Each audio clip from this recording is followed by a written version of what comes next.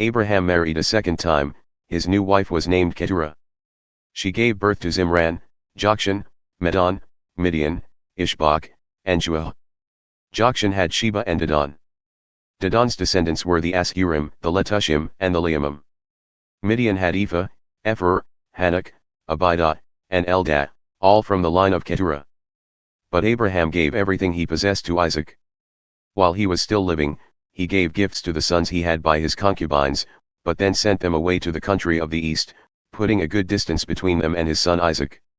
Abraham lived 175 years. Then he took his final breath. He died happy at a ripe old age, full of years, and was buried with his family. His sons Isaac and Ishmael buried him in the cave of Machpelah in the field of Ephron son of Zohar the Hittite, next to Mamre. It was the field that Abraham had bought from the Hittites. Abraham was buried next to his wife Sarah. After Abraham's death, God blessed his son Isaac. Isaac lived at Beer Lahai Roi. The family tree of Ishmael. This is the family tree of Ishmael son of Abraham, the son that Hagar the Egyptian, Sarah's maid, bore to Abraham. These are the names of Ishmael's sons in the order of their births: Nebaioth, Ishmael's firstborn, Kedar, Adbeel, Mibsam, Mishma, Duma, Massa, Hadad, Tema, Jetur, Naphish, and Kedemah, all the sons of Ishmael. Their settlements and encampments were named after them. 12 princes with their 12 tribes. Ishmael lived 137 years. When he breathed his last and died, he was buried with his family. His children settled down all the way from Havilah near Egypt eastward to Shur in the direction of Assyria. The Ishmaelites didn't get along with any of their kin. Jacob and Esau. This is the family tree of Isaac son of Abraham. Abraham had Isaac. Isaac was 40 years old when he married Rebekah, daughter of Bethuel the Aramean of Paddan Aram. She was the sister of Laban the Aramean. Isaac prayed hard to God for his wife because she was barren. God answered his prayer and Rebekah became pregnant.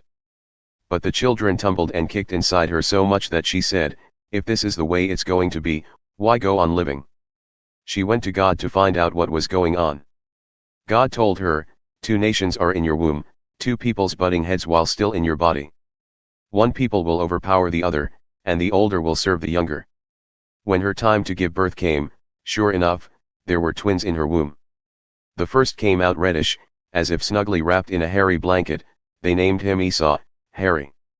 His brother followed, his fist clutched tight to Esau's heel. They named him Jacob, heel. Isaac was 60 years old when they were born. The boys grew up. Esau became an expert hunter, an outdoorsman. Jacob was a quiet man preferring life indoors among the tents. Isaac loved Esau because he loved his game, but Rebekah loved Jacob. One day Jacob was cooking a stew. Esau came in from the field, starved. Esau said to Jacob, "Give me some of that red stew, I'm starved." That's how he came to be called Edom, red. Jacob said, "Make me a trade, my stew for your rights as the firstborn." Esau said, "I'm starving. What good is a birthright if I'm dead?" Jacob said, "First, swear to me." And he did it. On oath Esau traded away his rights as the firstborn. Jacob gave him bread and the stew of lentils. He ate and drank, got up and left. That's how Esau shrugged off his rights as the firstborn. There was a famine in the land, as bad as the famine during the time of Abraham. And Isaac went down to Abimelech, king of the Philistines, in Gerar. God appeared to him and said, "Don't go down to Egypt, stay where I tell you. Stay here in this land and I'll be with you and bless you. I'm giving you and your children all these lands, fulfilling the oath that I swore to your father Abraham. I'll make your descendants as many as the stars in the sky and give them all these lands. All the nations of the earth will get a blessing for themselves through your descendants." And why? Because Abraham obeyed my summons and kept my charge, my commands, my guidelines, my teachings. So Isaac stayed put in Gerar. The men of the place questioned him about his wife. He said, "She's my sister." He was afraid to say she's my wife. He was thinking, these men might kill me to get Rebekah, she's so beautiful. One day, after they had been there quite a long time, Abimelech, king of the Philistines, looked out his window and saw Isaac fondling his wife Rebekah. Abimelech sent for Isaac and said, "So, she's your wife. Why did you tell us she's my sister?" Isaac said, "Because I thought I might get killed by someone who wanted her." Abimelech said, "But think of what you might have done to us. Given a little more time. One of the men might have slept with your wife, you would have been responsible for bringing guilt down on us." Then Abimelech gave orders to his people, "Anyone who so much as lays a hand on this man or his wife dies." Isaac planted crops in that land and took in a huge harvest. God blessed him. The man got richer and richer by the day until he was very wealthy.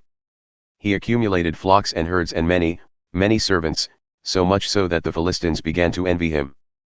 They got back at him by throwing dirt and debris into all the wells that his father's servants had dug back in the days of his father Abraham, clogging up all the wells. Finally, Abimelech told Isaac, "Leave. You've become far too big for us." So Isaac left. He camped in the valley of Gerar and settled down there.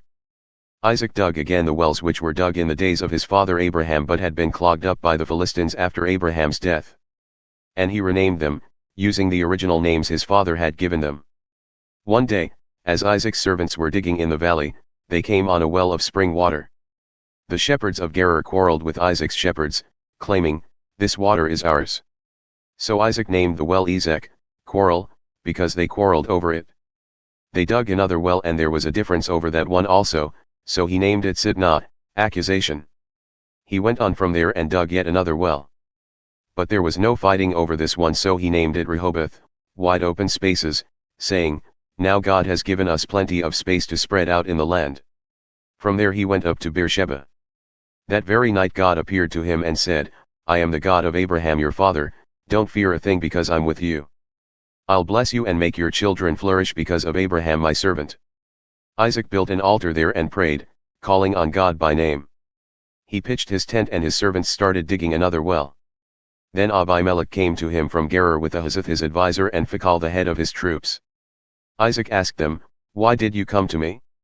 You hate me, you threw me out of your country." They said, "We've realized that God is on your side. We'd like to make a deal between us, a covenant that we maintain friendly relations. We haven't bothered you in the past, we treated you kindly and let you leave us in peace. So, God's blessing be with you." Isaac laid out a feast and they ate and drank together. Early in the morning they exchanged oaths. Then Isaac said goodbye and they parted as friends. Later that same day, Isaac's servants came to him with news about the well they had been digging. "We've struck water." Isaac named the well Sheba, oath, and that's the name of the city, Beersheba, oath well, to this day. When Esau was 40 years old he married Judith, daughter of Beer the Hittite, and Basemath, daughter of Elon the Hittite. They turned out to be thorns in the sides of Isaac and Rebekah.